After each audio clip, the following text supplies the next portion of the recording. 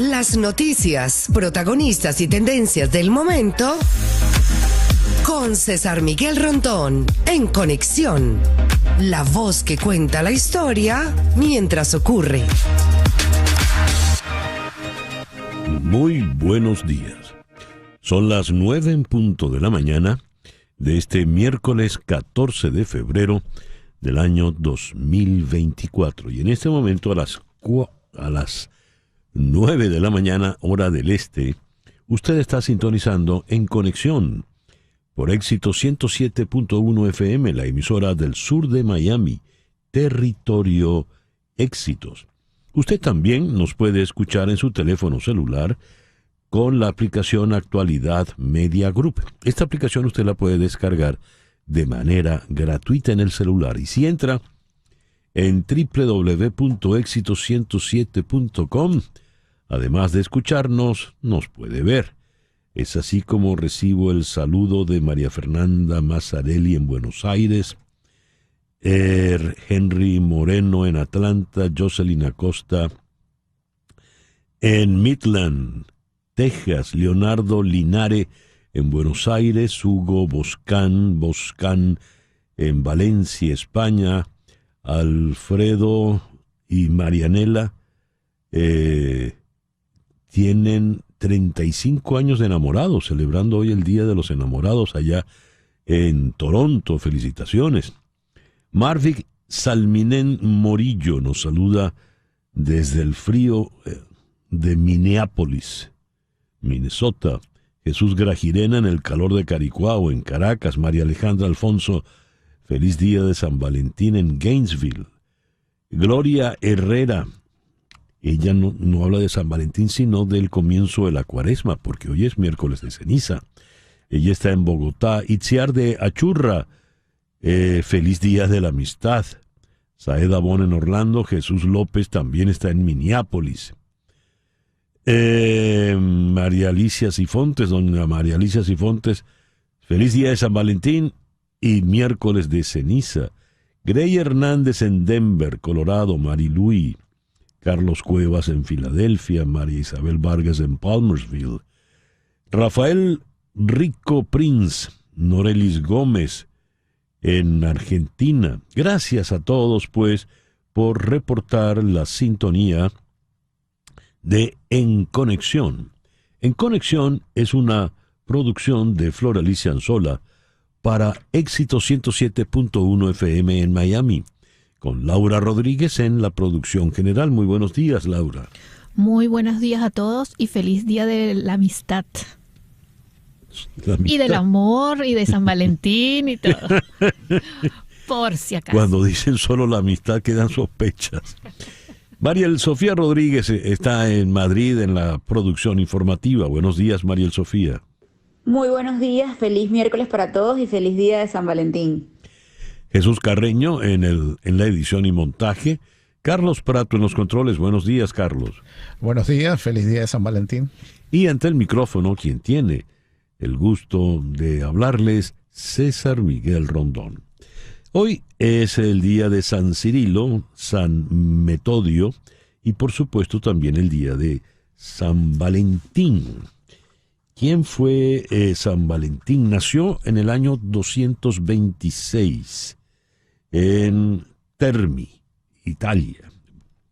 En ese entonces no era Italia, evidentemente, y falleció 43 años después en el año 269 de nuestra era en Roma. Cuando buscamos su historia, leemos acá que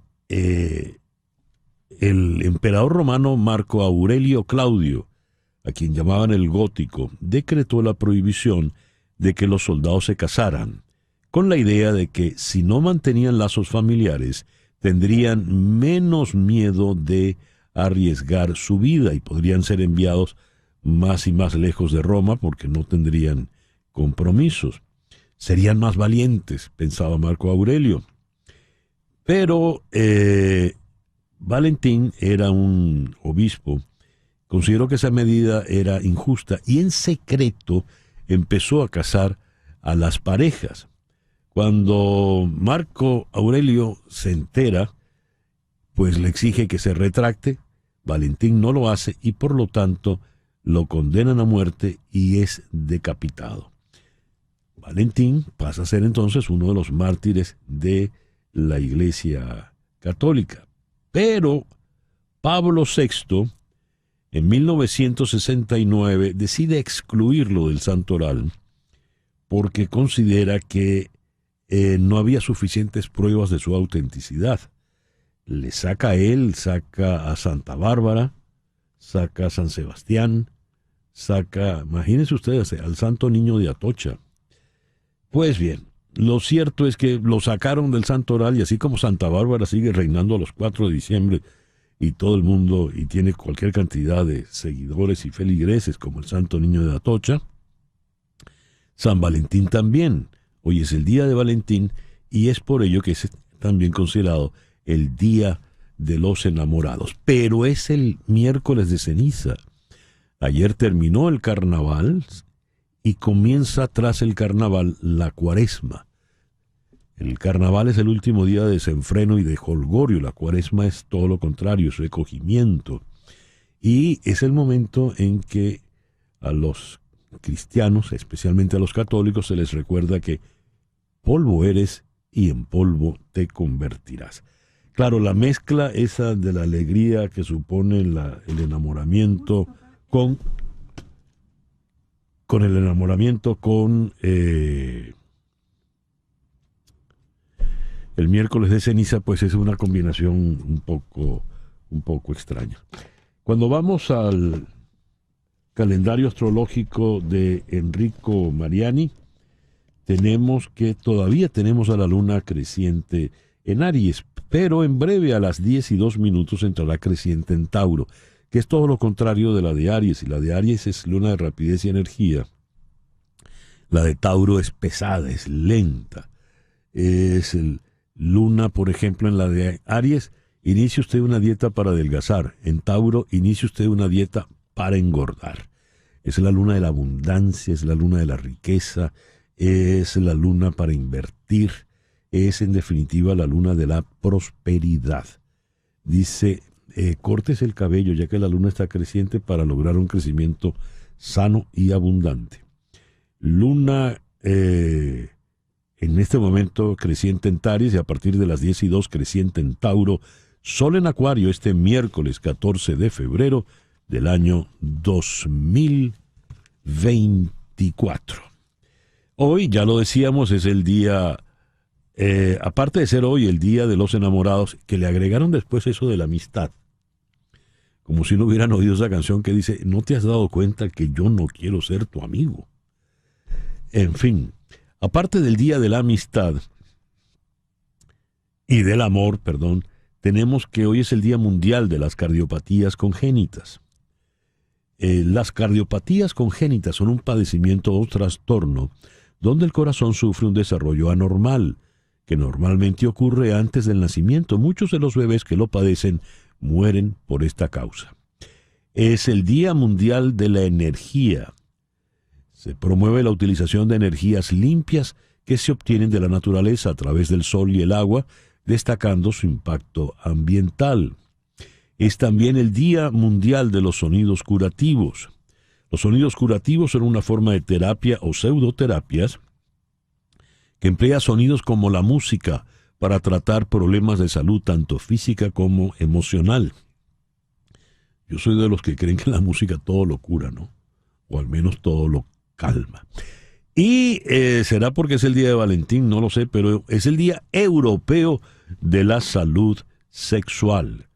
Se celebra desde el año 2003 a iniciativa de la Alianza Europea para la Salud Sexual, organización no gubernamental que trata de concienciar y sensibilizar a hombres y mujeres sobre la necesidad de adquirir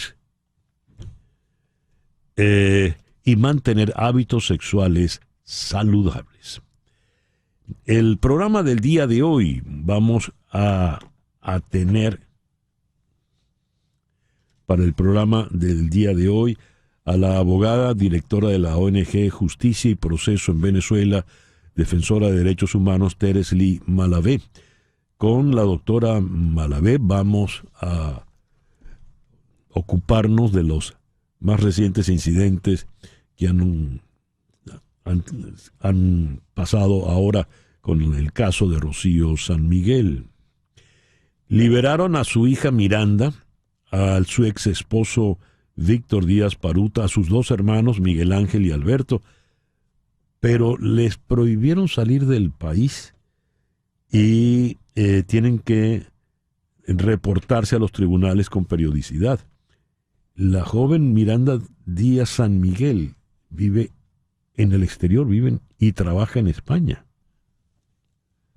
En fin, aquí en Miami vamos a conversar con Jorge Cancino, quien es el editor principal de Inmigración de Univisión. ¿Cuál es la capacidad de respuesta del gobierno de Estados Unidos ante las solicitudes de asilo a través del CBP-1? 64.3 millones de peticiones, de las cuales apenas 450,000 han derivado en el ingreso al país. Este es un tema interesante y lleva agua al molino de toda la crisis de inmigración que está padeciendo Estados Unidos y que en particular afecta política y electoralmente a Joe Biden. En Buenos Aires vamos a conversar con el politólogo venezolano Walter Molina Galdi. La oposición venezolana encara dos escenarios ante el bloqueo judicial reciente a María Corina Machado cuando le ratifican la inhabilitación. Se insiste en María Corina Machado, pero ¿y si hay necesidad de buscar una alternativa, un plan B? ¿Quién sería el plan B? ¿Qué características tendría? Juan González, el joven colombiano que asesoraba en materia de política latinoamericana al presidente Biden y a quienes muchos hacen responsable de los errores y malas estrategias, por ejemplo en el caso venezolano, la liberación de Alex Saab y otros detalles, ha renunciado a su cargo en la Casa Blanca y va a ser sustituido por Daniel Erickson, subsecretario de Estado para el hemisferio occidental. ¿Quién es Daniel Erickson? ¿Y qué pasó realmente con González? ¿Cuáles fueron sus verdaderos errores? Esto lo vamos a abordar con la internacionalista Brenda Stefan en Ciudad de México. En Mid-Bay, Carolina del Norte, vamos a hablar con el economista José González a propósito de las cifras de inflación del mes de enero que ya se dieron a conocer en el día de ayer. Y aquí en Miami vamos a conversar con el cineasta venezolano Carlos Fun, quien presenta su película Relatos del Exilio. Y el foro del día de hoy, en el día de San Valentín, lo vamos a titular con esta interrogante: el amor en tiempos de polarización. ¿De qué hablamos cuando hablamos de polarización? Pues pueden hacer pareja personas con diversos pensamientos políticos, una demócrata y un republicano, por ejemplo, o la inversa. ¿De qué manera sirven para este amor de estos tiempos las diversas aplicaciones y redes sociales? Todo eso lo vamos a conversar con la doctora Edith Shiro, psicóloga clínica aquí en Miami, y con el psicólogo clínico José Alejandro Rodríguez, que tiene su clínica en Cambridge, en el Reino Unido. Ese va a ser nuestro programa para el día de hoy. Miércoles 14 de febrero. Repasando las efemérides de este día, en el 14 de febrero del 1400, a los 33 años, fallece el rey inglés Ricardo II, que sobrevive básicamente por la obra de William Shakespeare, El Rey Enloquecido. El 14 de febrero de 1621 se funda la ciudad de Guarenas, en el centro de lo que es hoy Venezuela. La ciudad se funda con el nombre de Nuestra Señora de la Copacabana de los Guarenas. Y la Virgen, conocida como Virgen de la Copacabana de Guarenas, fue venerada desde finales del siglo XVI en Caracas. El 14 de febrero de 1818 nace Frederick Douglass. Su verdadero nombre era Frederick August Washington Bailey, líder del movimiento abolicionista en el noreste de los Estados Unidos. El 14 de febrero de 1876, la Oficina de Patentes en Estados Unidos recibe 2 peticiones para solicitar la patente del teléfono. Una de la señora Elisha Gray, la otra de Alexander Graham Bell. El 14 de febrero de 1895, en el Reino Unido, Oscar Wilde estrena La importancia de llamarse Ernesto. En la ciudad de Chicago, el 14 de febrero de 1929 se produce lo que se conoce como la masacre de San Valentín, cuando 7 gángsters fueron asesinados, aparentemente por órdenes de Al Capone. El 14 de febrero de 1971, Richard Nixon instala un sistema de grabación secreto en la Casa Blanca, que después terminaría costándole la presidencia. 14 de febrero de 1989, en Teherán, Ruhollah Khomeini, el ayatolá, hace un llamamiento a los musulmanes de todo el mundo para que asesinen al escritor Salman Rushdie por entender que su novela Los versos satánicos ofende al islamismo. Y el 12 de agosto del año 2022, un musulmán de New Jersey de nombre Hadi Matar procedió con la orden del ayatolá y atacó con un cuchillo a Salman Rushdie en un poblado en el oeste del estado de Nueva York. Rushdie perdió un ojo y quedó inválido de una mano. 14 de febrero del año 2005 se lanza YouTube. Y el 14 de febrero del 2018 tenemos fresco todavía el trágico recuerdo de la tragedia de Parkland. Trágico recuerdo de la tragedia, disculpen la redundancia. Parkland, el high school de Parkland, donde Nicholas Cruz, con un rifle de asalto AR-15, asesinó a 17 personas e hirió a otras 17. Nicholas Cruz está en la cárcel condenado a 34 cadenas perpetuas consecutivas sin posibilidad de alguna libertad condicional. En el mundo de la música, el 14 de febrero de 1602 nació Francesco Cavalli.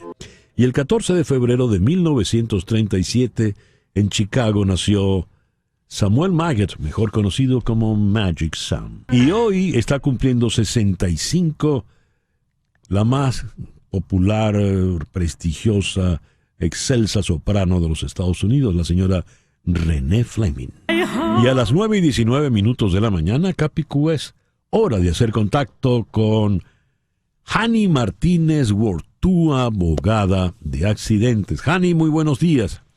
¿Cómo estás? Muy buenos días. Feliz día de San Valentín para todos. Feliz día de San Valentín o San Valentín para ti, Hani. Mucho trabajo en el día de hoy, supongo. Mucho trabajo. No sé si ustedes se dieron cuenta que las carreteras estaban más full que nunca y bueno, donde se espera realmente la mayoría de accidentes es en la noche, donde las personas salen a comer y a disfrutar. Entonces es súper importante guardar nuestro número de teléfono. Si usted no lo ha hecho durante todo este tiempo, tómese un momentico, guarde nuestro número de teléfono. Esperamos que no tenga un accidente, pero lo peor de todo es tener un accidente y no tener la ayuda correcta en ese momento. La ayuda correcta se la va a dar Hani Martínez Ward, tu abogada de accidentes, y la vas a llamar al 855-DOLOR-55. 855-DOLOR-55, teléfono que debes guardar en tu celular. Ahora, Hani, acabas de decir que sale la gente a celebrar el Día de los Enamorados, pero ustedes van a trabajar esta noche.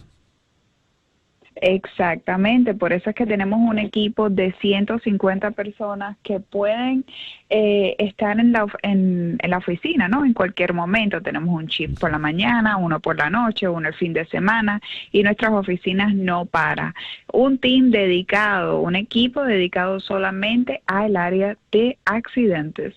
Muy bien, ya lo sabe. Por ello puede llamarla con total confianza. 855-DOLOR-55. 855-DOLOR-55, que equivale a 855-365-6755. ¿Qué es lo más frecuente en un día como este, Hani? Bueno, lo más frecuente es que hayan un accidente por culpa de muchas veces el alcohol. Muchas policías van a estar alrededor de la ciudad. Entonces es súper importante que si usted tuvo un accidente y una persona está con una sustancia alcohólica, que usted tome fotos y videos de la escena del accidente, que nos deje saber esas indicaciones, porque nosotros podemos obtener la cámara que el policía lleva en el pecho cuando aparece a la hora del accidente, y también evidencias alrededor como videos o algún testigo que pueda testificar al lado de usted. De cualquier momento, lo más importante, usted nos llama desde la escena del accidente. Si se le olvida todo esto, ahí le vamos a recordar precisamente lo que tiene que hacer. 855-DOLOR-55. 855-DOLOR-55, que equivale a 855-365-6755. Guarde el teléfono allí en su celular, porque uno nunca sabe y es preferible prevenir que lamentar. Hani, feliz día de San Valentín, día de los enamorados y también día de la amistad. Gracias por estar con nosotros. Muchas gracias. Hani Martínez Ward, tu abogada de accidentes. El editorial con César Miguel Rondón. Juan González es un político joven, oriundo de la ciudad de Cartagena de Indias, en Colombia, y con nacionalidad en los Estados Unidos, donde ha hecho buena parte de su carrera política, especializado en temas internacionales y vinculado siempre al Partido Demócrata.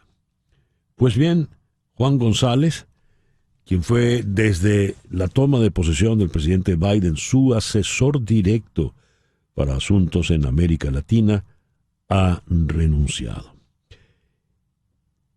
No hay mayor especificación. Aparentemente renuncia para dedicarse a su familia por razones personales. Pero hay un listado largo, profuso, de críticas a la gestión de González. Quizá inexperiencia, quizá falta de malicia, pero cuando se habla de cómo, por ejemplo, la dictadura de Nicolás Maduro se ha burlado de la Casa Blanca, la burla directa ha recaído siempre en Juan González. González estimó que trabajaba, que negociaba con políticos democráticos, con políticos que respetaban la palabra. Está claro que ni Maduro ni ninguno de sus altos allegados tienen palabra alguna. Por ello, pues, no han cumplido nada de los acuerdos de Barbados, en los cuales puso mucho empeño el señor González. No han cumplido absolutamente nada, por ejemplo, en el caso de María Corina Machado, y González fue el que determinó que fuese liberado Alex Saab, que fuese llevado a Venezuela a cambio de nada. Todo lo contrario, el régimen dictatorial en Venezuela aprieta cada vez más el gobierno de mano dura, el gobierno cruel, el gobierno sin respeto alguno ni a la legalidad, ni a la Constitución, ni a los derechos humanos.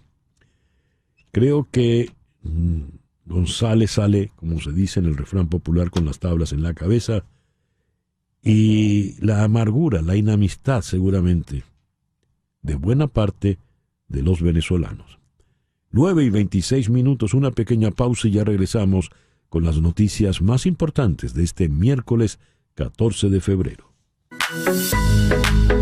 Continuamos en breve con César Miguel Rondón en Conexión por Éxitos 107.1 FM.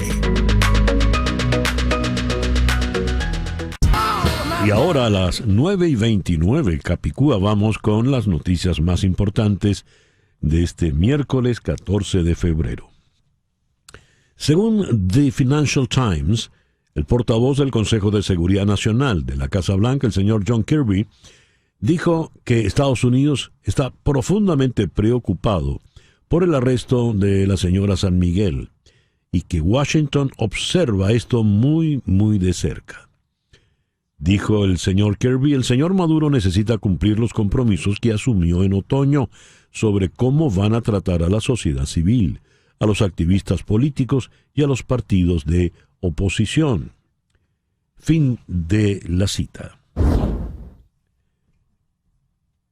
El presidente francés Nicolas Sarkozy fue condenado hoy miércoles a 6 meses de prisión firme y otros tantos exentos de cumplimiento en el juicio en apelación por la financiación ilegal de su campaña presidencial en el año 2012. Se trata de una pena algo inferior a la impuesta en primera instancia en septiembre de 2021, que fue de 1 año de cárcel firme, y algo superior a lo que había solicitado la Fiscalía, que era de 1 año exento de cumplimiento. El inquilino del Elíseo entre el 2007 y el 2012, de 69 años, y que en todo momento ha clamado su inocencia, anunció, a través de sus abogados, que recurrirá la pena al Tribunal Supremo, lo que deja en suspenso el cumplimiento de la misma. Rafah, Gaza, la ciudad en el extremo sur de la franja y donde se encuentra la mayoría de los casi 2 millones de desplazados por la guerra, recibió fuego de artillería del ejército israelí en el día de ayer por primera vez desde que Israel anunció una incursión terrestre en la zona. Regresando a Estados Unidos, el ex representante Tom Suozzi, demócrata por Nueva York, derrotó cómodamente al republicano Mazi Pilip en una elección especial en Long Island para reemplazar al expulsado representante republicano George Santos. Se trata de un repunte demócrata, lo que significa que la mayoría de los republicanos en la Cámara de Representantes se reducirá aún más a 219-213, con 3 vacantes. Esto deja una ventaja de 2 votos. Corea del Norte realizó hoy, miércoles, el lanzamiento de prueba al mar de varios misiles de cruceros sin identificar desde la costa este del territorio. Los proyectiles fueron disparados hacia aguas al noreste de Wonsan alrededor de las 9 de la mañana hora local, según el Estado Mayor Conjunto surcoreano. Washington. La Cámara de Representantes aprobó someter a juicio político, impeachment, al secretario de Seguridad Nacional Alejandro Mayorkas por su gestión de la frontera con México. Después del voto fallido del pasado 6 de febrero, ese hemiciclo de mayoría republicana dio esta vez su visto bueno a ese proceso por 214 votos a favor, 213 en contra. Mayorkas, jefe de migración del presidente Biden, está acusado de violación de la confianza pública y negativa sistemática y deliberada a cumplir con la ley. Pero la última palabra la tiene el Senado, bajo control demócrata. En Caracas, los tribunales de Venezuela decretaron la privación de libertad contra la activista venezolana Rocío San Miguel, presidenta de la ONG Control Ciudadano, detenida desde el pasado viernes por estar presuntamente vinculada con una trama conspirativa para asesinar al presidente Nicolás Maduro y otros funcionarios, así como a su expareja Alejandro González, según confirmó uno de sus abogados. Miranda Díaz San Miguel, hija de Rocío San Miguel, fue excarcelada ayer en la tarde. Así lo informó Juan Luis González, uno de los abogados de la señora San Miguel, a través de su cuenta X. Junto a la joven también fueron excarcelados su padre Víctor Díaz Paruta y los 2 hermanos de San Miguel, Miguel Ángel y Alberto.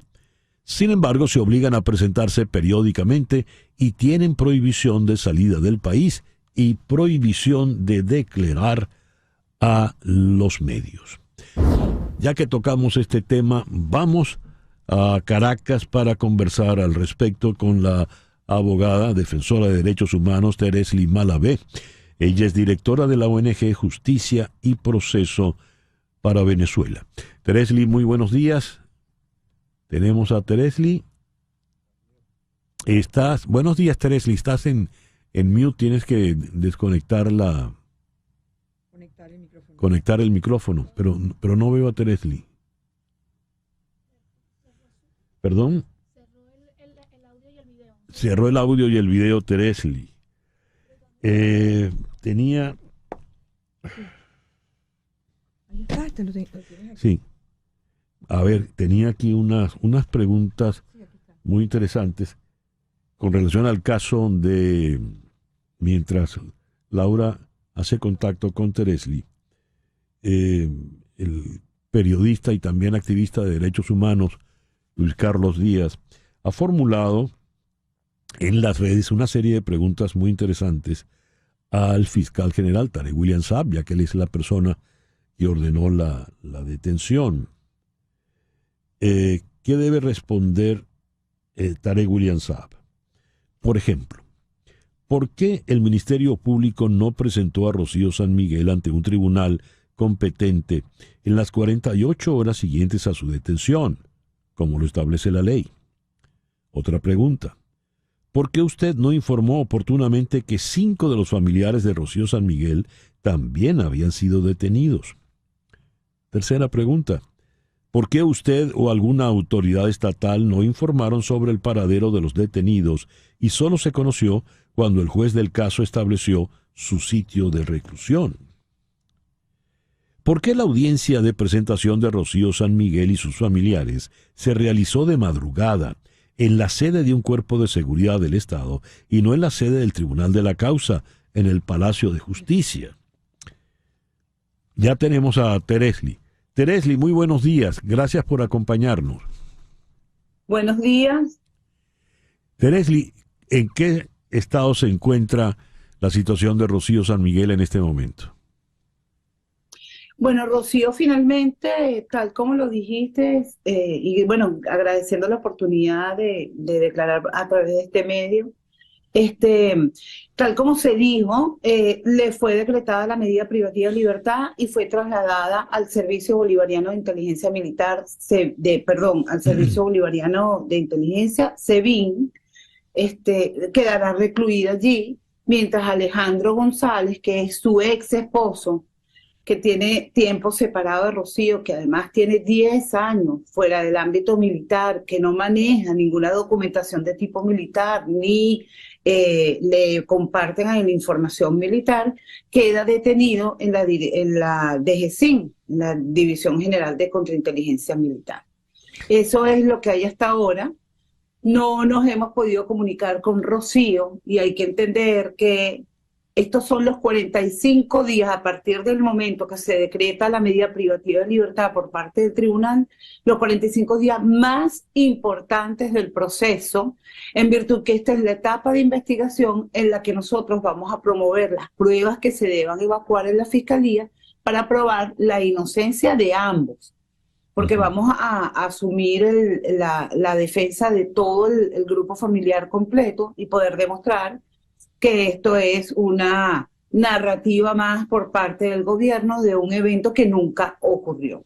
¿Hay alguna prueba en concreto, Teresly, en contra de Rocío? No, no estoy escuchando bien. ¿Cuál fue la pregunta? ¿Hay alguna prueba en concreto en contra de Rocío? No, no la hay. Es que definitivamente esta forma de actuar con relación a Rocío, la persecución hacia ella, hacia los familiares, todo esto que está haciendo es un patrón de conducta del gobierno. Ellos persiguen y cuando quieren elaborar este tipo de casos, así como esta operación Brazalete Blanco, hacen esto mismo que le hicieron a Rocío y a su entorno familiar. Entonces, no hay ninguna prueba. Fíjate, te pones a ver cuál fue el evento más recientes, saquémoslo desde diciembre, que no ha ocurrido, un evento que uno diga, pero esto es un atentado terrorista. Y no existe, no lo van a encontrar porque realmente no ha existido absolutamente nada en Venezuela, ni siquiera que se describa, más allá de una protesta, no ha ocurrido absolutamente nada que se pueda describir como terrorismo. ¿Por qué tú ni los otros abogados que están defendiendo a Rocío han podido conversar con ella? ¿Por qué la mantienen incomunicada? No, la tienen incomunicada, no se ha podido conversar con ella y es lo que te digo, esta es la etapa más importante del proceso porque nosotros a partir de allí vamos a ofrecer las pruebas que determinan su culpabilidad o que la exculpan definitivamente de todo esto, pero estamos claritos que esto no existe. Este hecho del brazalete blanco es una operación más. Hasta el momento nosotros hemos contabilizado 28 operaciones, llámese Operación David, Operación Europa, Operación Armagedón, Operación. Esta es una operación más en la que, y en todas estas operaciones siempre hay un atentado, bien sea contra el presidente, contra el fiscal general o cualquier persona importante en el gobierno.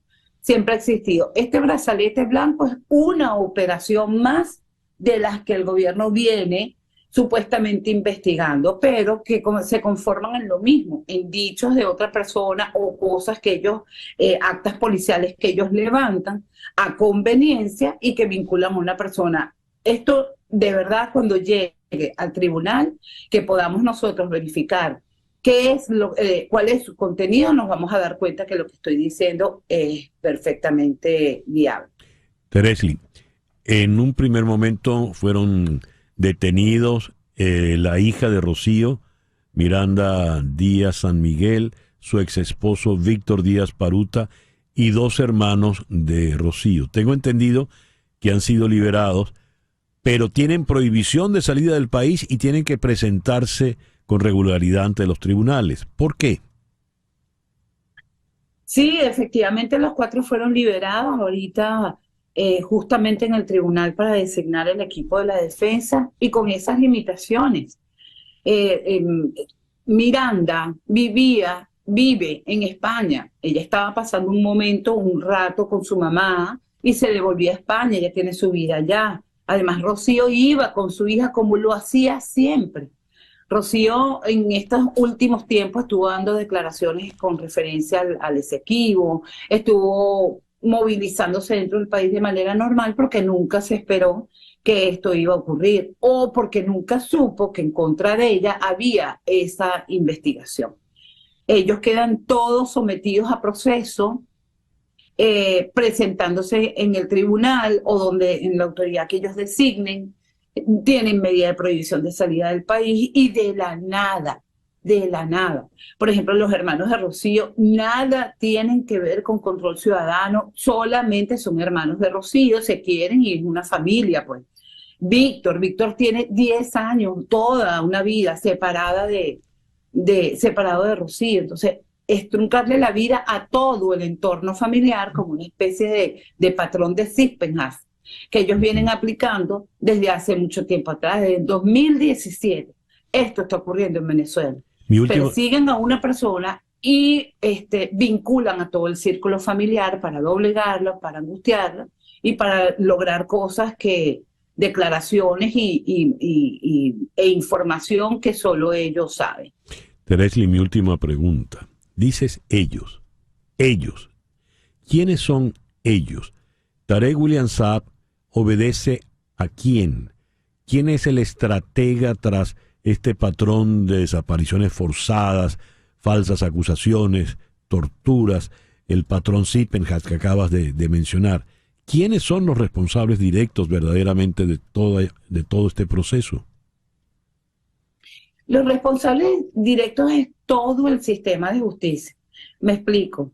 Supongamos que este caso está en manos de la DGCIN. La DGCIN inventa el caso, brazalete blanco, en manos del director de DGCIN, todo este entorno militar. Eso pasa a un fiscal del Ministerio Público, que es el que califica esos hechos que describe la policía en un acta policial como delito. Entonces, el fiscal dice que es traición a la patria, asociación para delinquir, terrorismo, todas las calificaciones que son siempre las mismas, unos hechos que no describen conducta penal, y un juez de control dice sí, esto es verdad, y decreta la medida privativa de libertad tal como le ocurrió a Rocío. Más tarde se presenta el fiscal de nuevo con una acusación basada en pruebas obtenidas de manera ilegal o que pruebas que no determinan comisión de hecho punible, y el juez dice que sí, que está bien, y pasan a juicio. ¿Qué te quiero describir con esto? Que es todo el sistema de justicia complotado para perseguir a la disidencia. Pasa por todo. Esto no es una sola persona, esto es un grupo que conforman el sistema de justicia. Fíjate que los únicos que formamos parte del sistema de justicia, que no estamos dentro, somos los abogados privados, y ya los abogados privados no se les deja designar. Entonces le designan un defensor público, y este defensor público pasa a formar parte de todo este grupo que está unido en pro de violar derechos humanos, de hacerlo ver como que es legal. Teresli, te agradezco mucho pues que nos hayas atendido en esta mañana. Gracias. Gracias a ustedes, un abrazo. Teresli Malavé, abogada, directora de la ONG Justicia y Proceso Venezuela, nos habló desde Caracas. 9:45, una pequeña pausa y ya regresamos. En un momento regresamos con César Miguel Rondón en Conexión por Éxitos 107.1 FM. César Miguel Rondón está en Conexión por Éxitos 107.1 FM. Son las 9:48 de la mañana. Canelo Fadul Immigration es una firma de abogadas de inmigración que ofrece servicios de inmigración laboral, familiar y humanitaria. Su equipo de trabajo busca soluciones y la mejor alternativa para establecerse en los Estados Unidos. Para planificar una cita, llame al 305-579-9218.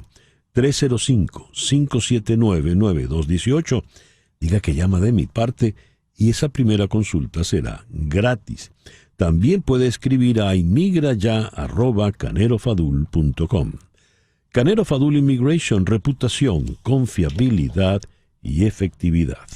A las 9:50 vamos a conversar aquí en Miami con Jorge Cancino, quien es el editor principal de temas de inmigración en Univisión. Jorge, muy buenos días. Muchísimas gracias por acompañarnos en el programa de hoy. César, buenos días. Muchas gracias por la invitación. ¿Cuál es la capacidad de respuesta que tiene el gobierno ante las solicitudes de asilo a través del CBP-1? A ver, ayer hicimos la misma pregunta a la agencia. No se sabe exactamente la capacidad de respuesta. Lo que sabemos es lo que está haciendo el gobierno. Y la pregunta surge a raíz de un informe que sacó la cadena CBS Noticias, que indicaba de que había tenido en sus manos antecedentes de que desde que se activó el CBP-1, esta herramienta, esta aplicación, se habían registrado alrededor de 64.3 millones de solicitudes de asilo a través de esta aplicación. Es una cantidad enorme, equivaldría a la mitad de la población de México, algo que es muy notorio. Al consultar con CBP, ellos nos dijeron que no negaron la existencia de más de 64 millones de registros, pero la respuesta o clarificación que ellos dan es que durante mucho tiempo, desde que comenzó, mejor dicho, la aplicación, cada día las personas que ya están registradas se vuelven a registrar hasta que obtienen un cupo.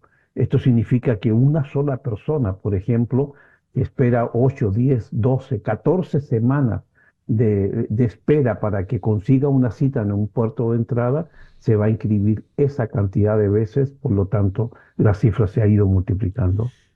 Por eso dicen, no son personas, son solicitudes. Son peticiones y no son de personas únicas. Ellos haciendo cálculos, por ejemplo, una familia de 4 o 5 integrantes, si se están tardando 8 semanas actualmente en conceder o calificar para una cita, estaríamos hablando de unas 300, 400, 450 peticiones solo de esa familia, por ejemplo. ¿Y cuántos lograrían realmente el asilo? Ese es un punto de discusión muy amplio y que tampoco hay mucho antecedente, pero le puedo explicar, César. Sí, por El favor. gobierno, al día siguiente que el Senado falló en esta propuesta bipartidista migratoria, indicó de que el 80% de las personas que solicitan asilo pierden sus casos. Esa es una cantidad enorme. Por lo tanto, demuestra que el sistema no está totalmente aceitado, no está totalmente ajustado, puesto que hay un 80% de solicitantes de asilo que al final van a perder sus casos. Eso por una parte. Por otro lado, hasta ahora han ingresado alrededor de 430.000 personas a través de la aplicación CBP One y la capacidad máxima del sistema son 522.000. De esas personas o de esas citas, ¿cuántas pudieron entrar? Son datos que todavía está tabulando el gobierno y en el curso de las próximas semanas quizás conoceremos más detalles o el gobierno transparenta mucho más esta aplicación. Y no quiero cerrar la conversación sin tocar el tema del impeachment al secretario Mayorkas. ¿Cómo Sí. ve eso, Jorge? Es un argumento político. El Congreso, que es el encargado de aprobar leyes, le está exigiendo al secretario Mayorkas, al secretario del Departamento de Seguridad Nacional, que aplique la ley. Pero para la aplicación de la ley, sobre todo en las fronteras, se necesitan de recursos y se necesita de una modernización de las leyes de inmigración. Pero el Congreso ni ha modificado ni ha modernizado las leyes y tampoco ha asignado los recursos necesarios. Por ese motivo, de acuerdo con los argumentos presentados por quienes se oponen a esto, inclusive republicanos, ¿cómo se va a castigar a alguien si el Congreso no le entrega las herramientas necesarias para ejercer su trabajo? Jorge, muchísimas gracias por estos minutos en el programa de hoy. Gracias por la invitación, César. Jorge Cancino es el editor principal de Inmigración en Univisión, aquí en la ciudad de Miami. 9:55. Las noticias de este momento en Conexión Radio. ¿Cuáles son las noticias en este momento, Flor Alicia? El principal sospechoso de la desaparición de la niña británica Madeleine McCann hace casi 17 años en Portugal se enfrenta a partir del viernes a un juicio en Alemania por otras acusaciones de delitos sexuales. Desde su vinculación en el caso de Maddie, la justicia del país germano apenas ha brindado información sobre este alemán de 47 años de edad que será juzgado en un tribunal de Brunswick, en el norte. Identificado por el tribunal como Christian B., el hombre se someterá a un proceso de varios meses por agresiones sexuales y violaciones cometidas entre el año 2000 y 2017 en Portugal. Su señalamiento en el año 2020 como el principal sospechoso de la desaparición de la niña Madeleine McCann supuso un punto de inflexión en esta investigación de alcance internacional con numerosos giros, pistas falsas e hipótesis. Gracias, Flor Alicia. Vamos a ir ahora a Buenos Aires para conversar con el politólogo venezolano Walter Molina Galdi. Walter, muy buenos días. Muchísimas gracias por acompañarnos. Buenos días, César Miguel. Gracias por la invitación. He leído esto en Voice of America, VOA. Si bien la mayoría de la oposición la oposición venezolana, se entiende, descarta de plano sustituir a María Corina Machado como la candidata, surge la duda de qué ocurrirá si llega el plazo de inscribir candidatos y ella sigue inhabilitada ante instituciones controladas por el chavismo como los poderes electoral y judicial. La pregunta es si los líderes de la oposición podrán ponerse de acuerdo sobre un candidato o plan B. Y si es así, ¿qué características debería tener este candidato? Se entiende que plantear este tema a estas alturas para muchos puede ser anatema, ¿no? ¿Cuál es tu opinión, Walter? Bueno, sí, creo que esta es una discusión que se está dando con una temporalidad que no tiene mucha lógica. Quienes suelen hablar del candidato del plan B, lo suelen hacer con base en lo que ocurrió en Barinas, que hay que recordar, por cierto, que Garrido no fue el plan B y el plan C, fue por ahí el plan D, porque después inhabilitaron a otras personas también, luego de Superlano. Pero esto ocurrió ya sabiendo una fecha, ya se sabía cuándo se iban a repetir las elecciones en Barinas. Sucede que ahora no sabemos cuándo van a ser las elecciones en Venezuela, ese es un primer tema.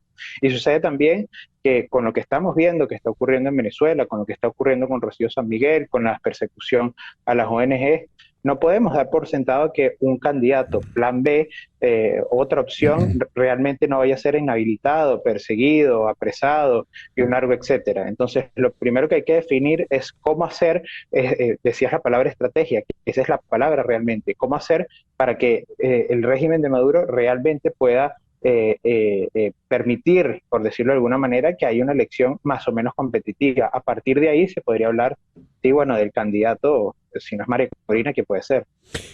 Esto parece casi una de esas tiras cómicas de antes de Tom y Jerry o algo de eso, ¿no? El ratoncito huyéndole al gato y saber el ratoncito en qué momento pues sale de la cueva para agarrar el pedazo de queso antes de que el gato lo atrape.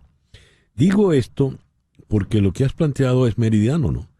En definitiva, si inhabilitaron a María Corina y si están haciendo lo que están haciendo con Rocío San Miguel y con tantos ciudadanos, pues candidato que logre un consenso importante, si no le es a gusto al régimen, pues será también inhabilitado. En un contexto tan complejo como este, ¿quién decide los tiempos? ¿Cuáles son las salidas reales? Mira, la salida real es lograr, como te decía, unas elecciones medianamente competitivas. Ahora, ¿esto cómo se logra? Porque estamos claros que el régimen no desea eso. En cualquier escenario electoral, el que sea, el régimen de Maduro no podría ganar una elección, sea quien sea el candidato del chavismo. Y ellos lo saben muy bien. Ahora, lo que hay que hacer siempre es elevar el costo de permanecer en el poder. Lo que sucede es que hoy gran parte de la nomenclatura chavista ve más costoso salir del poder que permanecer, y ese es el punto. Hace unos días escribía un artículo la muy buena periodista Gloria Bastías y hablaba que el candidato es la alternabilidad. La situación en Venezuela es que no hay alternabilidad porque no hay elecciones libres. Sucede que hoy quien personifica la posibilidad de lograr esa alternabilidad, todo lo cual significa que haya democracia y libertad, es de María Corina Machado, quien fue electa por más de 2 millones de personas. Entonces, el punto es ese, lograr lo que se quiera. Hay muchas personas que no les gusta esta palabra, pero hay que lograr un quiebre dentro del sistema para que ese propio sistema pueda dar una apertura para que haya elecciones libres. Luego sí, podemos hablar tal vez de candidatos, podemos hablar de una situación como la chilena, en donde se prefirió a la socialdemocracia porque tenía más afinidad o más posibilidad de hablar con Pinochet, pero no estamos en esa situación en este momento. Walter, te agradezco mucho estos minutos en la mañana de hoy. Gracias a ti, César Miguel, por la invitación. Walter Molina Galdi, politólogo venezolano desde Buenos Aires. 10:01 de la mañana. Hacemos ahora una pequeña pausa. Y al regreso, a propósito de este Día de los Enamorados, vamos a plantearnos el amor no en los tiempos del cólera, sino en los tiempos de la polarización. Esto es En Conexión por Éxito 107.1 FM en Miami. Una pausa y regresamos con César Miguel Rondón. En Conexión. Este texto lo leo de un portal en Ciudad de México. Gabriel García Márquez afirmaba, en El amor en los tiempos del cólera, que el amor se hace más grande y noble en la calamidad. Sin embargo, en los tiempos del algoritmo y la polarización política, el querer solamente se vuelve más complicado. Así lo demuestra el lanzamiento de nuevas aplicaciones de citas en las que, para conocer a tu media naranja, es necesario simpatizar con la misma causa política. Por ejemplo, Lefty. Esta es una app diseñada para simpatizantes de la izquierda en Brasil. O The Right Stuff, una app en Estados Unidos para simpatizantes de la derecha.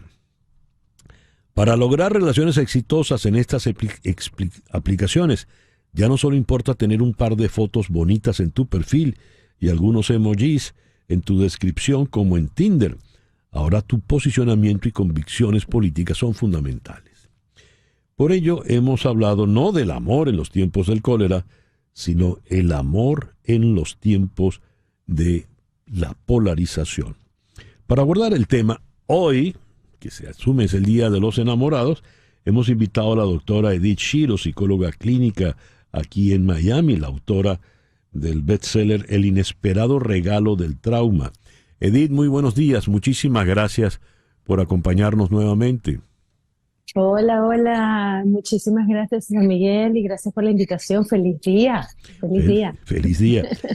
Y en Nueva York, de paso, porque él en realidad vive en Cambridge, en el Reino Unido, está el también psicólogo clínico José Alejandro Rodríguez. José Alejandro, muy buenos días. Muchísimas gracias por acompañarnos. Buenos días, César Miguel. Gracias por la invitación. Estoy todavía un poco con jet lag, pero haremos lo posible. Bueno, a ver, ya el hecho, yo no sé cómo funciona esto, pero ya el hecho de que hayan apps para que la gente se conozca, se frecuente, cuadre una cita, ya me parece a mí un tanto particular. Antes las cosas eran más, no quiero decir normales, pero eran como más naturales, ¿verdad? Usted se encontraba en X sitio, tenía sitios donde se frecuentaba, la escuela, la universidad, el sitio de trabajo, el club, etcétera, y por allí se fomentaban relaciones. Ahora estas apps parece que buscan y reúnen a la gente, y como hemos visto, estamos en tiempos de polarización, no solo de polarización política, sino de tantos otros temas, y hay que marcar una serie de características. ¿Cómo podemos definir el amor que se procura o al que se le llega de esta manera, Edith? Fíjate, lo estás definiendo muy bien, y creo que hoy en día no es solamente el amor el que se hace a través de los algoritmos y a través de la vida virtual. Estamos en un momento en nuestra cultura donde las compras se hacen a través de online, de los aparatos electrónicos, donde lo que necesitas, la comida, la ropa, los viajes, experiencias virtuales, casi que no tienes que salir de tu casa para vivir muchas cosas. Entonces no es extraño que también lo que tiene que ver con conseguir pareja sea a través de las aplicaciones virtuales y de las aplicaciones de dating. Una de las cosas que sucede con eso, como sucede con el resto del consumismo, es que existen los algoritmos para entender mejor quién es el consumidor. Entonces, eso hace que la persona que está usando este tipo de cosas adapte sus necesidades a eso que el algoritmo le está pidiendo, ¿no? Entonces, a mí me llama mucho la atención como hoy en día nuestros jóvenes, en vez de tener como un criterio propio de qué les gusta, qué no les gusta, cuál es su prioridad, siguen una serie de criterios que el algoritmo les va lanzando, el dating app les va lanzando para decidir qué es lo que sí quieren, qué es lo que no quieren, cuál es el amor. Fíjate que estamos en una época en la vida donde el amor y la búsqueda de pareja no es por criterios de tal vez de dinero, de supervivencia, de poder existir en la cultura, en la sociedad, de pertenencia. Ahora está mucho más basado en me gusta, no me gusta, me quiere, no me quiere, tenemos, sabes, me voy a divertir, va a ser un buen compañero de vida para hacer lo que quiero hacer en este momento, y ni siquiera es algo que sea a largo plazo, es mucho del momento, lo que necesito aquí y ahora, y vamos a ver qué pasa después. Ese concepto del matrimonio conservador no necesariamente es una prioridad para nuestros jóvenes. O sea, Alejandro, ¿cómo ves tú este amor de estos tiempos de algoritmos? Bueno, yo quiero rescatar lo que Edith estaba diciendo al final, porque creo que hay un tema de gratificación inmediata ahora, ¿no? O sea, vivimos, bueno, Amazon me trae lo que compré enseguida, o sea, lo necesito para allá, pero no nos tomamos tiempo para ir a una tienda a ver, me gusta, no me gusta. voy a 2 o 3. Y lo mismo pasa, ¿no? En el tema de establecer una relación de pareja. Es como, bueno, voy a esa app, pongo toda mi información y que alguien más haga el trabajo por mí y que enseguida como recibo a alguien que lo está resolviendo por mí y la gratificación es pronta, es inmediata.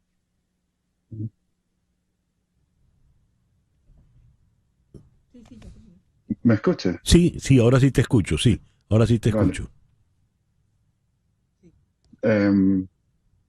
Sí, Tengo un creo mensaje aquí. creo que José estabas diciendo, yo también estoy de acuerdo con eso, lo de la gratificación inmediata, y creo que es un tema importantísimo lo que tiene que ver con cómo se elige pareja y cuáles son las necesidades que se están cubriendo, son las prioridades que se están teniendo en cuenta cuando uno elige pareja y cuando se está en este proceso de dating, de salir en lo que tiene que ver con pareja romántica, ¿no? Por eso que creo que ese entrenamiento que estamos teniendo de nuestro sistema nervioso, de nuestra manera de funcionar, donde si no te gusta algo lo devuelves, donde pides 3 cosas en Amazon y luego las devuelves, un poco con la pareja estamos haciendo eso también, Tinder y todas estas cosas de dating que vas pasando fotos, ¿no? Como que este sí, este no, este sí, este no, este sí, este no, me gusta, no me gusta, chao, te fuiste, ¿sabes? ¿Y para qué estoy buscando la pareja si la estoy buscando de esa manera? Edith. Yo creo que por eso justamente, o sea, y claro, creo que hay diferencias en diferentes generaciones, los millennials, la Gen Z, la de generación Z, los más pequeños, que no me acuerdo si se llaman Y, no me acuerdo cuáles son los que vienen después, son muy distintos y tienen un concepto de pareja muy distinto de lo que podemos tener de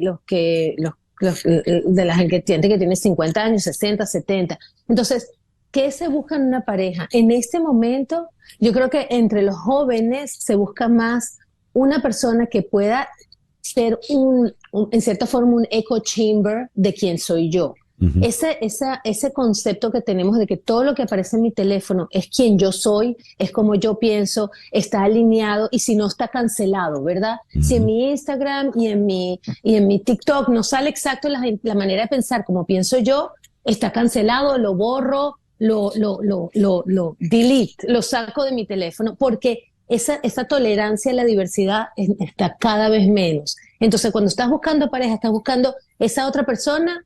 Para los jóvenes, obviamente, que sea igualito a mí, que piense como yo, que haga lo que yo quiera, que sea el momento que yo quiera, y cuando no funciona, ya, chao, tengo el próximo. Es como siempre hay algo mejor, siempre hay algo afuera que puede ser mejor. Ya no estamos haciendo dating con nuestra comunidad de las 10 personas que conocemos, uh-huh, o las 20 personas. Es global. O sea, hoy en día el dating es aquí, allá, más adelante, más atrás, en otro país, en otro continente, y todo es válido. Todo es válido. Floralicia quiere hacer una pregunta.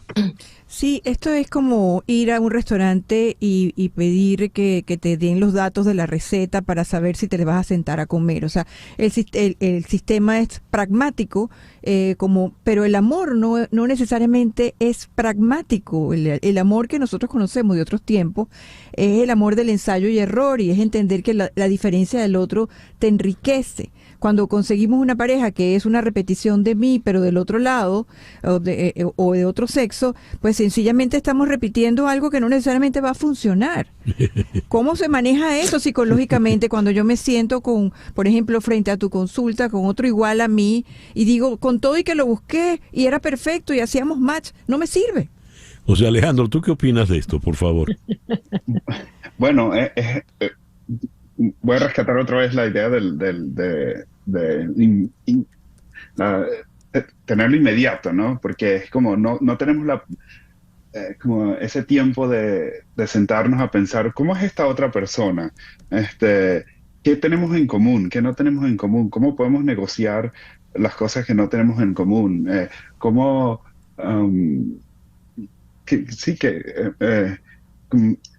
me cuesta para traducirlo en español como commitment, el compromiso. El compromiso. Gracias, como el compromiso que vamos a hacer, cómo puedo yo lidiar con las cosas que a ti te gustan, que a mí no me gustan, pero que son importantes para ti y que no necesariamente, que hablan de la individualidad también y que se puede respetar, ¿no? En la pareja, o que es importante respetar en la pareja. Pero yo sí creo que en cierta forma hoy en día algo de la practicalidad de lo que es las relaciones de pareja.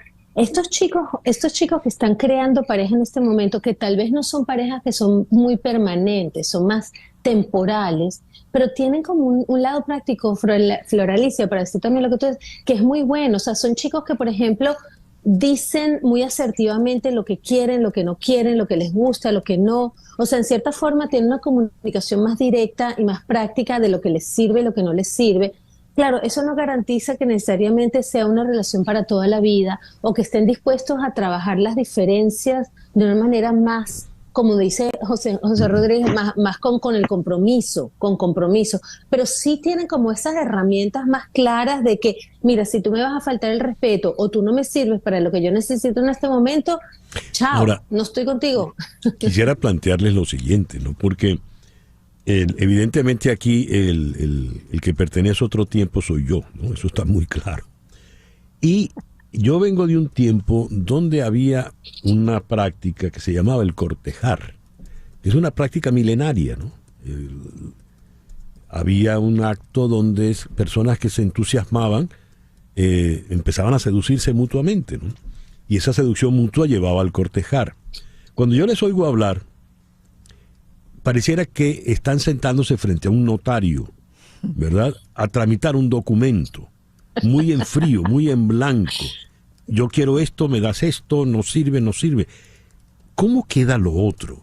Porque el amor es un asunto en definitiva, de ganas, es un asunto de horizontalizar la vida, los afectos, ¿no? ¿Cómo queda eso?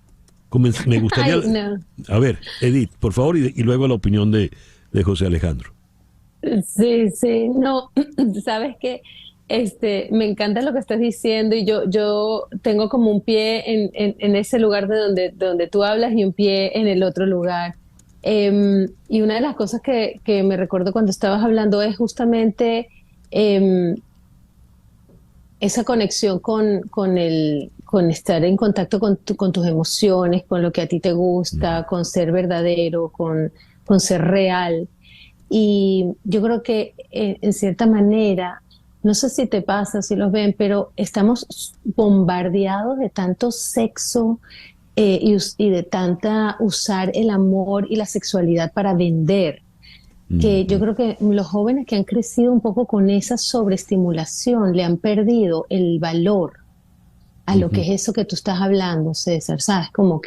Es como que ya, y de hecho hay estadísticas que enseñan que los jóvenes están teniendo mucho menos sexo, por ejemplo, se están conectando mucho menos desde ese punto de vista de conexión física, de conexión espiritual, y muchas veces porque hay un bombardeo tan grande allá afuera que ellos están constantemente sobreestimulados, que ya eso pierde valor, no es especial, no es algo especial. Curioso eso, ¿no? Que los jóvenes estén teniendo menos sexo que los más adultos. Me gustaría oír tu opinión, José Alejandro. Bueno, yo creo que aquí entra la individualidad, ¿no? Y Eddie hablaba hace un rato de cómo la persona busca lo que yo solo necesito y como es como una copia mía, ¿no? Y un poco como algo más narcisismo que lo vemos con más frecuencia. Bueno, yo solo he estado trabajando en este oficio poco menos de 20 años, pero creo que se ve con más frecuencia en la clínica, que mucho más narcisismo, que es lo que yo necesito, lo mío, egoísmo. Entonces eso no da espacio a lo que tú estabas planteando. Cómo vamos a cortejar, cómo vamos a ir más despacio, qué va a pasar allí, cómo tenemos la curiosidad de conocernos el uno al otro. ¿Vas a ser una copia mía o no? Pero yo creo que también hay personas que tienen ese deseo del cortejo, definitivamente es otro tiempo, las cosas han cambiado, no escuchamos las historias, bueno, de mis abuelos en generaciones más nuevas, pero sí hay gente que está como challenging, retándose. Retando, gracias. Retando como esa nueva manera y queriendo volver un poco vamos a pausar, vamos a ver, vamos a conocernos con calma, no quiero usar una aplicación más, quiero ver qué pasa. No sé, en Inglaterra no sé si pasa lo mismo, pero la gente se apunta a clases de salsa, está buscando como empezar a socializar un poco más de la vieja manera o como lo hicimos antes, para reconectarse con gente de otras formas. Y no sé qué pasa de este lado del mundo, pero allí las aplicaciones están un poco como pasando a ese punto en donde, bueno, si de verdad quiero tener una conexión profunda con alguien, esta no es la vía. Entonces creo que hay un poco como ese reto a esa idea. Estamos ya por cerrar, el tiempo se nos vino encima. Y te voy a dejar la última palabra, Edith. Entonces, el problema para mi felicidad conyugal o de pareja es el algoritmo. Claro que no, claro que no. O sea, yo creo que existen muchísimas maneras de buscar pareja y de conseguir pareja, y de hecho sigue sucediendo eso. O sea, igual como está el algoritmo y los dating apps, están también esos encuentros de meetups, de grupos de salsa y grupos de zumba y grupos de escalar y grupos de lectura que cada vez se están volviendo a renacer. Igual también están esos encuentros orgánicos en la biblioteca, en el club de hip hop y en la calle también. O sea, yo no creo que hay una sola manera. Yo creo que lo que ha cambiado es el criterio y la concepción de lo que es una relación de pareja, César. O sea, es que como hoy en día estamos apuntando mucho más a que la pareja me sirve para algo específico, y cuando me deja de servir, tengo la posibilidad de soltarlo y comenzar una nueva relación. Ese concepto de tener varias parejas a la vez, o varias parejas una detrás de la otra, o ser una persona sin pareja, porque eso también se ha visto mucho más hoy en día y las estadísticas han subido con eso. No tener pareja, no estar oficialmente casado, no tener hijos, está mucho más aceptado y es una opción mucho más abierta por esta también definición de género, definición de matrimonio. O sea, estas estructuras institucionales que hemos venido trayendo desde hace 100 años se están desmoronando en cierta forma, y están haciendo, tal vez, yo quiero ser optimista, y están haciendo una nueva manera de relacionarse que puede ser igualmente bonita, válida y saludable. Habría que dar esa apertura para que eso suceda con los valores que podemos tener de respeto y de amor, y justamente una de las cosas que tenemos que hacer es educar a nosotros y educar a nuestros jóvenes a que eso pueda ser posible, ¿no? Muchísimas gracias, Edith, por habernos acompañado en el programa de hoy. Edith Shiro, psicóloga clínica, autora de El inesperado regalo del trauma, aquí en Miami. Y José Alejandro Rodríguez, psicólogo clínico en Cambridge, en el Reino Unido. Muchísimas gracias a los dos. Gracias. 10:24, una pequeña pausa. Al regreso, ¿cómo resultó la inflación en el primer mes del año aquí en los Estados Unidos? Esto es En Conexión por Éxito 107.1 FM en Miami. En un momento regresamos con César Miguel Rondón en Conexión por Éxitos 107.1 FM. Juan González, oriundo de Cartagena de Indias, fue hasta ayer el asesor principal del presidente Biden para América Latina.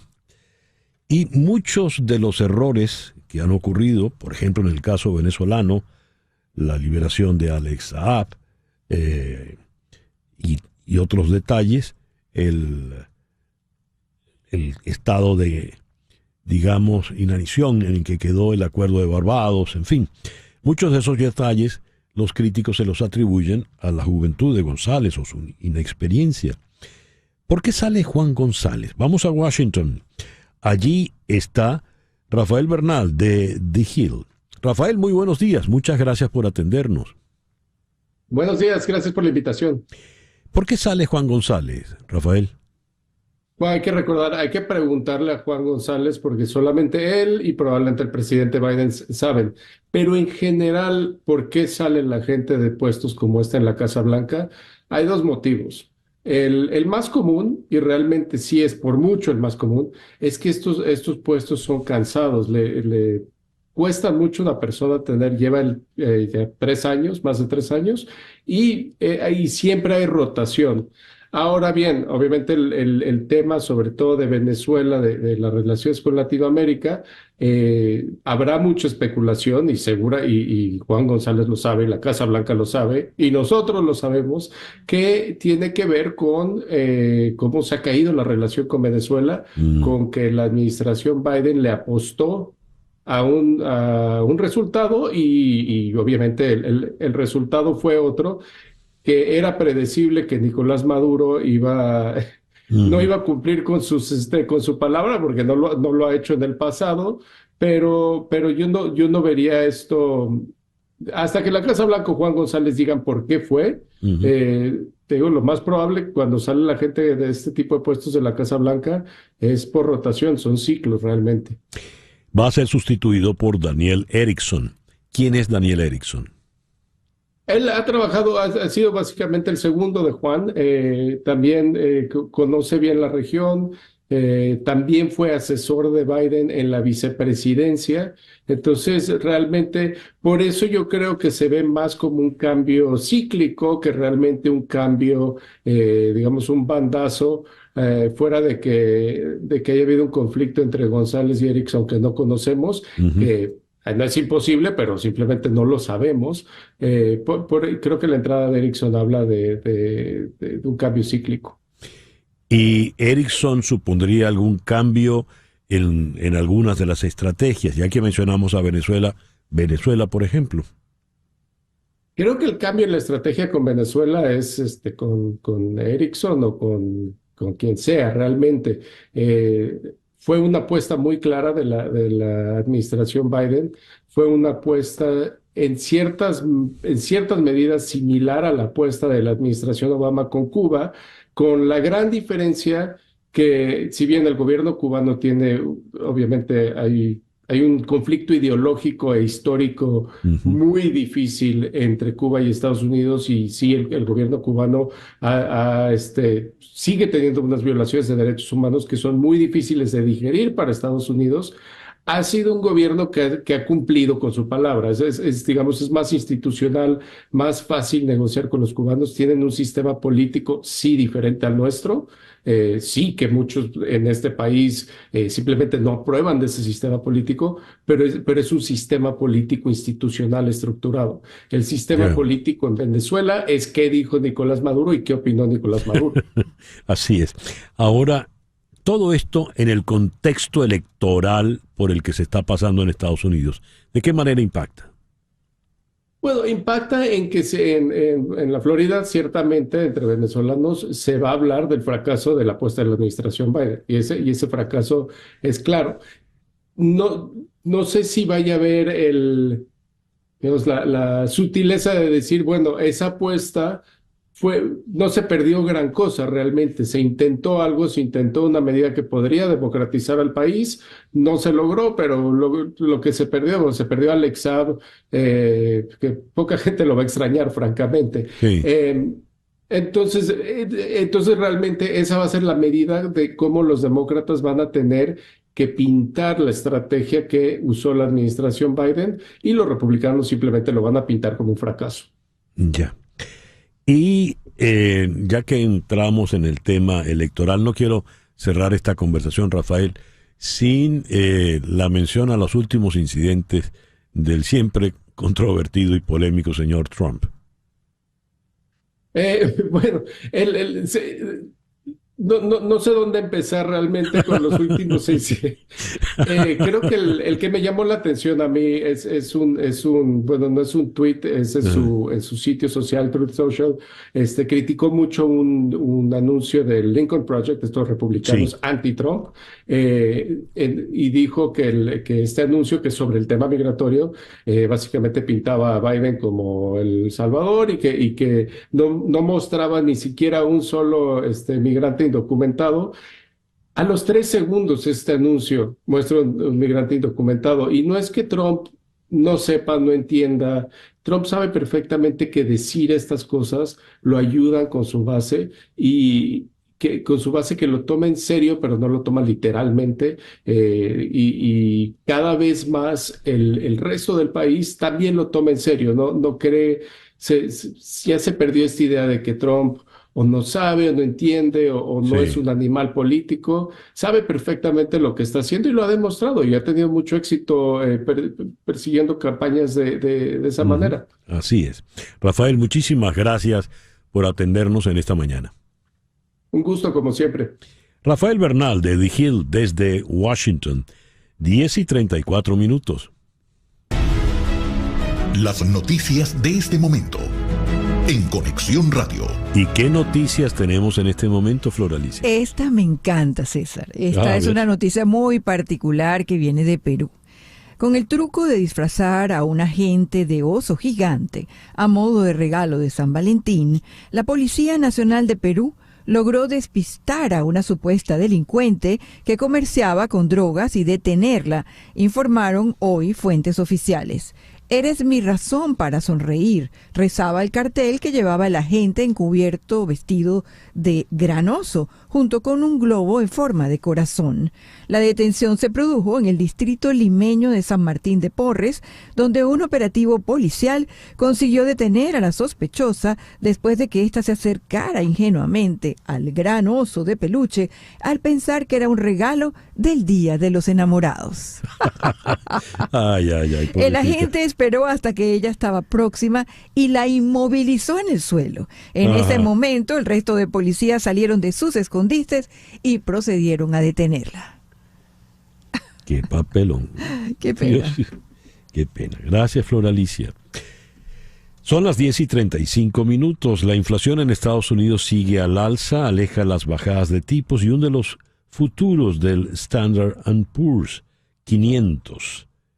A ver, ¿qué nos dice la inflación del mes de enero acá en Estados Unidos? Vamos a Mid-Bain, en Carolina del Norte, donde está el economista José González. José, muy buenos días. Gracias por atendernos.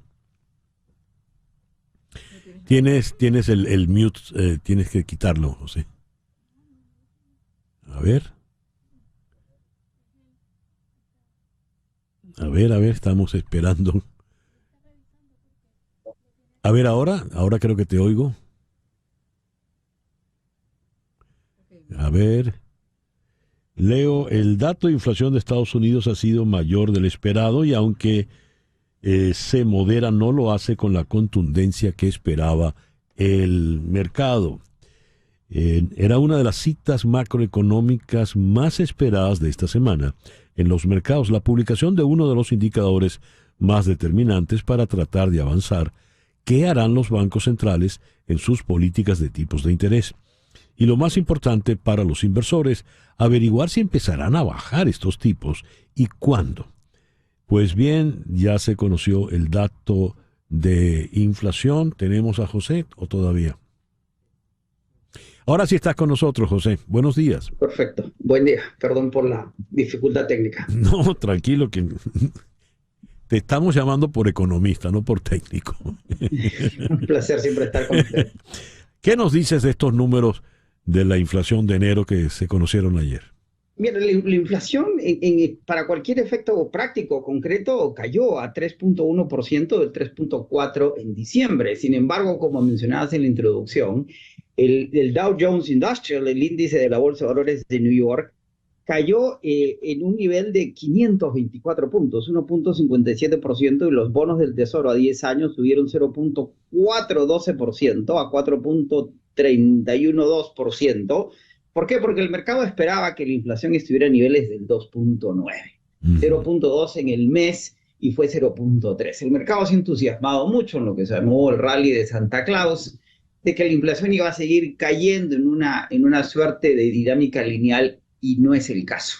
Y el mercado ya se está convenciendo que no viene un recorte de tasas en marzo, definitivamente, probablemente no en mayo, acaso en junio, y las indicaciones de la Reserva Federal, que van a seguir esperando que el sendero, que el camino hacia esa inflación del 2% se vaya realizando y los números lo vayan indicando, señala que este va a ser un año de cierta cautela, y eso es lo que ha desalineado el mercado. La inflación se modera el mercado quiere que las tasas bajen, porque en la medida que las tasas sigan altas o sigan subiendo, ese higher for longer de la Reserva Federal, la dinámica económica no va a ser ideal.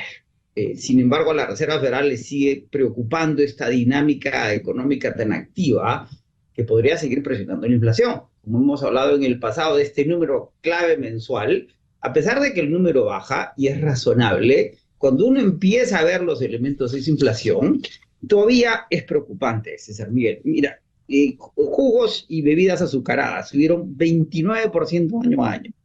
Steaks crudos, 10.7%. La comida de bebés, 8.7%. El seguro de los automóviles, 20.6% año a año. ¿Qué baja? Bajó la compra en el mercado, 1.2%. La energía, 4.6%. ¿Qué sigue subiendo? Los arriendos, 6% año a año, 0.6% mes a mes, y sigue siendo, ese aumento en los arriendos ha sido el 2/3 del aumento del mes pasado. La inflación nos sigue afectando, a pesar de que se modele. Perdón. Usaste el término cautela. Va a ser un año de mucha cautela. A ver, con relación a la cautela, hubo una proyección muy optimista, a lo mejor no muy apegada a la realidad. Eran más los deseos de ir a la baja que la realidad. ¿Quién se equivocó en esto? ¿El que hizo la proyección o el manejo propiamente de la economía?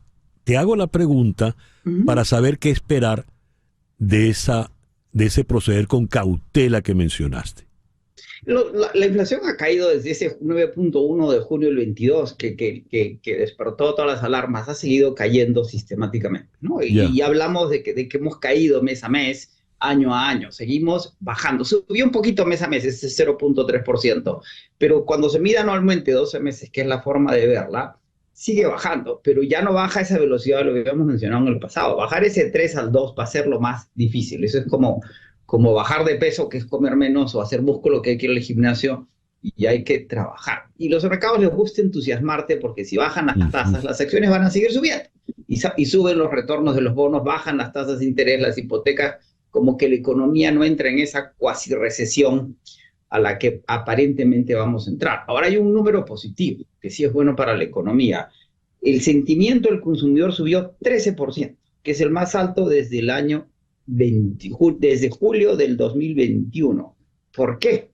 Porque los salarios ya están subiendo en términos reales. Los salarios están subiendo más que la inflación, y el asalariado, el que tiene un sueldo, un empleo, está sintiendo que su sueldo le alcanza, a diferencia de los meses anteriores, en donde la inflación, siendo más alta, que los salarios no alcanzaban. Eso es una buena noticia para la administración Biden de cara a la elección de noviembre. Ahora bien, el desempleo sigue bajando, el nivel de gente empleada sigue subiendo, pero vemos una serie de despidos, particularmente en el sector tecnológico, para mantener los márgenes en las compañías y la dinámica de las acciones. Ya.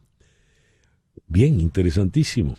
José, muchas gracias por estos minutos en la mañana de hoy. Un placer, encantado siempre. José González, economista desde Mebane, en Carolina del Norte. Una pequeña pausa y ya regresamos. Vamos a hablar de la película Relatos del Exilio, con su director, Carlos Fung, aquí en Miami. Esto es En Conexión, por Éxito 107.1 FM, en Miami. Continuamos en breve con César Miguel Rondón, en Conexión por Éxitos 107.1 FM. A ver, viene la película Relatos del Exilio. Esta es una película que nos presenta Carlos Fung. Carlos Fung es su director y tengo entendido también su guionista. Carlos está aquí en Miami. Carlos, muy buenos días. Gracias por atendernos. Muy buenos días, César. Muchísimas gracias más bien a ustedes por la amable invitación. Honradísimo de estar en tu programa. Gracias, Carlos. A ver, ¿qué es Relatos del Exilio?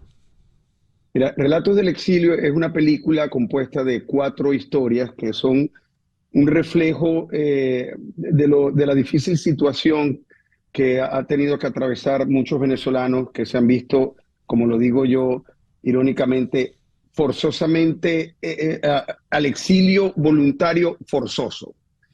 Porque entenderás, y bueno, los venezolanos entenderán que para nosotros emigrar era algo casi que excepcional. Y pues ha habido una ruptura de la normalidad y ya hoy día es un fenómeno constante y continuo, ¿no? Todos los días gente tomando esa difícil decisión de irse, porque si bien es difícil quedarse, también es muy difícil irse. Y nuestras historias además pueden empatizar no solo con lo que ocurre a los venezolanos, sino con todas aquellas personas que se ven por una u otra razón forzados a dejar esa zona de confort y tener que comenzar y transitar esa aventura, ese éxodo de comenzar de cero. Sí. ¿Es un documental o es una película? Es una película y cada historia está inspirada en hechos reales. O sea, no podemos decir que es una película de ficción, es de realidad, pero es dramatizada. Como tú comprenderás, César, y eres experto en eso, a veces la realidad supera la ficción. Casi siempre. Y es aquí nuestro caso. Casi siempre, ¿no? Sí, y como lo digo al inicio de la película, mira, esto, aunque está inspirado en hechos reales, cualquier parecido con la verdad no es mera coincidencia. Es así. Es así. A ver, ¿y cómo fue el desarrollo de cada historia? ¿Las escribiste tú? Sí, mira, esto surgió, yo estaba viviendo en Europa y entonces, bueno, estábamos en París esperando a grabar una pauta de alguien que nos había contratado y coincidí con dos amigos más cineastas y estábamos allí esperando, bueno, a volver a la grabación y hablando de lo difícil que nos estaba resultando a todos el comenzar de cero, lejos de nuestra casa, de nuestros amigos, de nuestro hogar. Y cada quien empezó a relatar algo, ¿no? Historias basadas en lo que estábamos viviendo y dijimos, oye, ¿por qué no escribimos cada quien una historia corta y luego conformamos una sola película, algo así como Relatos Salvajes, ¿no? Entonces, la película aquella argentina, dijimos, bueno, sí, está bien, todos nos entusiasmamos en el momento, pero cuando cada quien regresó a sus quehaceres, se les olvidó un poco, menos a mí. Entonces, en vista que mis otros amigos no hacían nada, no solo que escribí mi historia, sino que escribí 3 historias más, un total de 4. Y luego me mudé emigré de Europa acá a Estados Unidos, donde estaba también toda mi familia, que había emigrado para acá. Y desde entonces comenzó un periplo, una hazaña de buscar el dinero necesario para poder filmar. Y no sería sino 7 años después que tenemos esta película. A ver, son 4 historias armadas, así como en los años 60 lo hacían un cineasta o varios que se reunían y armaban, qué sé yo, Boccaccio 70, me viene a la memoria ahorita. Pero entonces, correcto. Aquí tengo Monstruos del Pantano, que es un thriller en Miami. Un buen doctor, que es la historia de un médico venezolano en Chile. Hasta aquí nos trajo El Río y Amor en Delivery, que es una comedia. Es decir, manejas varios códigos, en uno un thriller, en otro una comedia. ¿Y cómo los pudiste llevar adelante? Bueno, fíjate que fue un proyecto, fue una hazaña, porque entre otras cosas, 2 de esos cortos, 2 de esas historias, no llamemos cortos, debían filmarse tanto en Chile como en Colombia, y yo por un asunto precisamente migratorio no podía salir, de manera que ese viejo, uno de los amigos con los que estuve en París, le dije, ¿te acuerdas de aquel proyecto que teníamos? Sí, tú estás viviendo ahora casual y circunstancialmente en Colombia. ¿Podrías asumir el de Chile y Colombia? Sí, perfecto. Entonces le envié los guiones. Es decir, casi que fue una filmación a distancia, ¿no? Incluso las lecturas de guión, todo a través de la maravilla hoy día de la tecnología, del Zoom. Pero cada historia, que aunque no guarda relación con la otra, tienen un común denominador, que es el fenómeno del exilio, ¿no? Y desde la visión venezolana. Y en cada uno de ellos, mira, en algunos vamos a reír, en otros vamos a llorar. Yo creo que cada uno de ellos transpira una realidad en la que nos vamos a ver reflejados y al final vamos a encontrarnos con nosotros mismos. Muy bien. Franklin Virgües, Héctor Peña, Gabriela Vergara, Norquis Batista, Luis Jerónimo Abreu, Ana Karina Casanova, José Ramón Barreto son algunos de los actores que participan en la película. Sí, tuvimos mucha suerte porque los guiones eran tan hermosos, perdóname la inmodestia, pero porque fueron hechos desde luego desde el alma, ¿no? Y incluso recuerdo que cuando escribí alguno de los guiones, mis lágrimas caían en el teclado. Uh-huh. Y ellos les conmovió de una manera que todos dijeron, estoy dentro del proyecto. Y tuve la fortuna de trabajar, dos de los rodajes se hicieron acá en Estados Unidos.